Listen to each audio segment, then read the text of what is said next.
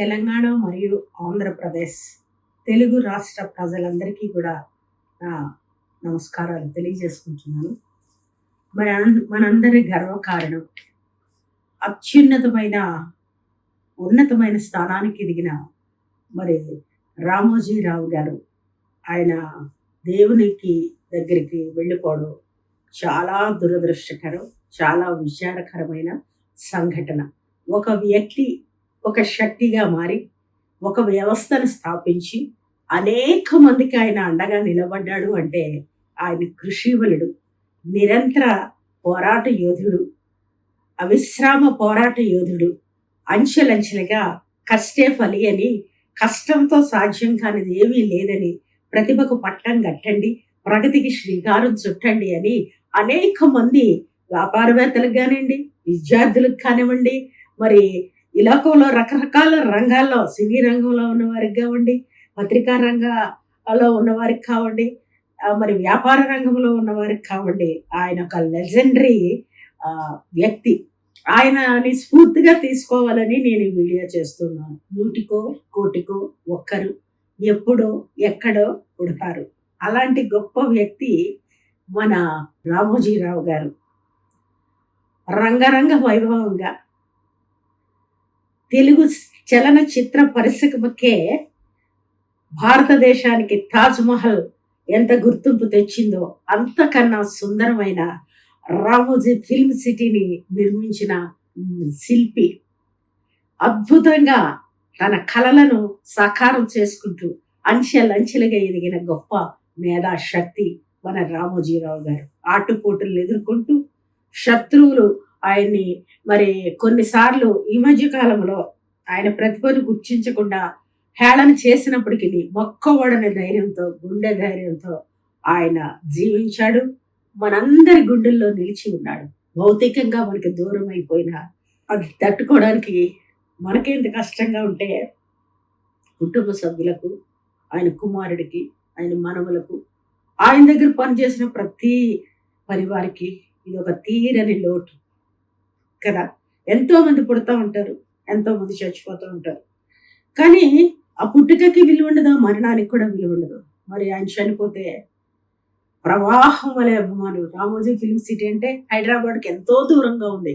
అంత దూరానికి కార్లు వేసుకొచ్చారు, బళ్ళు వేసుకొచ్చారు, బస్సుల్లో వచ్చారు. మీరు ఇంతటి అభిమానాన్ని కూటగట్టుకోవడానికి కారణం ఏంటి అంటే, ఒక సామాన్య రైతు కుటుంబంలో పుట్టి సైకిల్ మీద తిరిగిన వ్యక్తి అత్యున్నతమైన మరి ఉన్నత పురస్కారాన్ని కూడా అందుకున్నాడు ఆయన. ఆయన సినిమా రంగంలో వాస్తవ కథలను సినిమాలుగా మలచాడు. సూపర్ డూపర్ హిట్ అందించాడు. ఒక ప్రతిఘటన కానివ్వండి, మరి ఒక కాలిపోయిన నర్తకి నిజ జీవితంలో ఆమె ఓడిపోకుండా ప్రయత్నం చేసి నర్తకిగా నిలబడిన ఆమెకి మయూరి అనే సినిమా తీసే లైఫ్ ఇచ్చాడు. That is the power of Ramoji Rao గారు. మరి మనం పచ్చళ్ళు ఇప్పటికి కూడా పలానా పచ్చడి కావాలి అని షాపింగ్ మాల్లో కానీ, సూపర్ మార్కెట్లో కానీ మనం ఏం చెప్తాం? ప్రియా పికిల్ ఉందా అని అడుగుతాం. అంత ప్రియమైన పికిల్స్ అందించింది రామోజీరావు గారే. నాకెందుకు, నేను ప్రొడ్యూసర్ని కదా, నాకెందుకు, ఒక పెద్ద ఫిల్మ్ సిటీని కట్టాను కదా అని అనుకుంటే ఆయన ఇంత గొప్ప వ్యాపారవేత్తగా నిలిచి ఉండడేమో.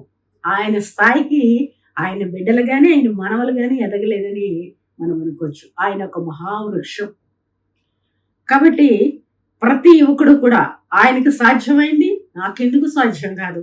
మరి గొప్పవారి జీవితాలు చూసుకుంటే రతన్ టాటా గురించి కూడా మనం చాలా గొప్పగా చెప్పుకోవాలి. పేద స్థితి నుంచి అత్యున్నత స్థితికి వచ్చి ఆయన కూడా మరి పేదల కోసం తన డబ్బును చాలా వరకు ఖర్చు పెట్టినట్టుగా మనం చూస్తున్నాం. మరి రామోజీరావు గారు భౌతికంగా మన దగ్గర లేరు, కానీ ఆయన చిరస్మరణీయుడిగా ప్రతి తెలుగువాడి గుండెలో కొలువై ఉంటాడు. ప్రతి అభిమాని హృదయంలో మహోన్నతంగా ఉంటాడు. అద్భుతమైన శిల్పకారుడు, శిల్పాలు చెక్కుతారు శిల్పులు, కానీ అద్భుతమైన రామోజీ ఫిల్మ్ సిటీని ప్రపంచ దేశాల్లో ఆకర్షించగలిగే తెలుగు చిత్ర పరిశ్రమే కాదండి, ఆ యొక్క తెలుగు వారి ఖ్యాతిని, తెలుగు వారి యొక్క గొప్పతనాన్ని ఆ అద్భుతమైన కట్టడాలు కట్టేసి మరి ప్రపంచ చరిత్రలో హైదరాబాద్ సిటీని ఒక అద్భుతంగా ఆ రామోజీ ఫిల్మ్ సిటీని కట్టిన గొప్ప వ్యక్తి. ఆయన లేకపోయినా ఆ ఫిల్మ్ సిటీ చుట్టూ ఆయన ఆత్మ ప్రతిధ్వనిస్తూనే ఉంటుంది. ఆయన కష్టపడి కలగని ఆ కళను సాకారం చేసి ఎంతో మందికి అద్భుతమైన సినిమాలు అందించడానికి ఎంత గొప్పగా చేశారు. మరి ఆహ్, తెలుగు రైతు భారతదేశానికి మకుటం అయ్యేనా, ఒక రైతు బిడ్డగా అన్నదాత అనే బుక్కును ఆయన ఏర్పాటు చేశారు. ఒక ప్రభుత్వం పడిపోవాలన్నా మరి మనందరి అభిమాన అందాల నటుడు ఎన్టీ రామారావు గారు పార్టీ పెట్టినప్పుడు తెలుగుడి ఖ్యాతి తీరే అని తను ఈనాడు పేపర్ ద్వారా ప్రజలందరికీ చైతన్యం తీసుకుని వచ్చిన చైతన్యమూర్తి మరి మన రామోజీ గారు. సార్, నింగికేగిన మీకు శ్రద్ధాంజలి ఘటించడం తప్ప ఏమీ చేయలేం గాని, మరి గవర్నమెంట్ వారు ఒకసారి గుర్తించాలి. ప్రతిభకు పట్టం కట్టండి, ప్రగతికి శ్రీకారం చుట్టండి అని ఇంత గొప్ప ప్రతిభాశాలి యొక్క జీవిత చరిత్రను ముద్రించాలి. దాన్ని పాఠ్యాంశాల్లో చేర్చాలి.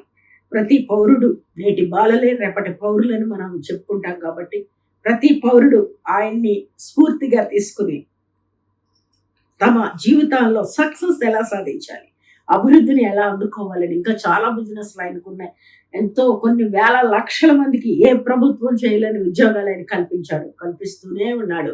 వాడుతా తీయగా మన అందరి అభిమాన పాత్రలు ఎస్పి బాలసుబ్రహ్మణ్యాన్ని కంఠాన్ని ఆయన చనిపోయేదాకా మనందరం విన్నామంటే అది ఈటీవీ, ఇది ఈటీవీ స్వరాభిషేకం ద్వారా ఆ పాత మెలోడీ సాంగ్స్ అందరినీ మనకు అందించిన గొప్ప వ్యక్తి, సాహితీవేత్త, అక్షర యోధుడు, విశ్రామ కృషివలుడు, రైతు బిడ్డ, తెలుగు బిడ్డ, జాతీయదైన ఖ్యాతి తీసుకొచ్చిన బిడ్డ. ఆయన ఆత్మకు శాంతి చేకూరాలని ఆయన ఆదర్శంగా ప్రతి యువతి యువకుడు తీసుకొని ఆయన సాధ్యం అయినది నాకెందుకు సాధ్యం కాదు అని వాటమెరుగని అలుపెరుగని పోరాట యోధుడు మన మధ్య లేడు. మరి ఆయన సిక్ అయినప్పుడు చాలా వారు ముఖ్యంగా ఈటీవీ వారన్నా చెప్పాలి కదా మన నాయకుడు సిక్ అయ్యాడని. అలా చెప్తే ముస్లిమ్స్, క్రిస్టియన్స్, హిందువులు కూడా ఆయన గురించి ఆయన అభిమానులు అన్ని జాతుల్లో అన్ని కులాల వారు ఉన్నారు. ప్రార్థన చేస్తే భగవంతుడేమో జాలి కలిసి ఇంకా ఆయుష్ను పెంచినేమో.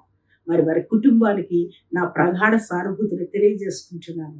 కదలి రండి తెలుగు వీరులారా, కదలి రండి తెలుగు పౌరులారా, ఇలాంటి మహానుభావుల్ని స్మరించుకుంటూ స్ఫూర్తిగా తీసుకుంటూ మనము ముందుకు వెళ్ళాలని, ఆయన ఆత్మకి శాంతి చేకూరాలని హృదయపూర్వకంగా శ్రద్ధాంజలి ఘటిస్తూ ఉన్నాను. అమర్ రహే రామోజీ సార్.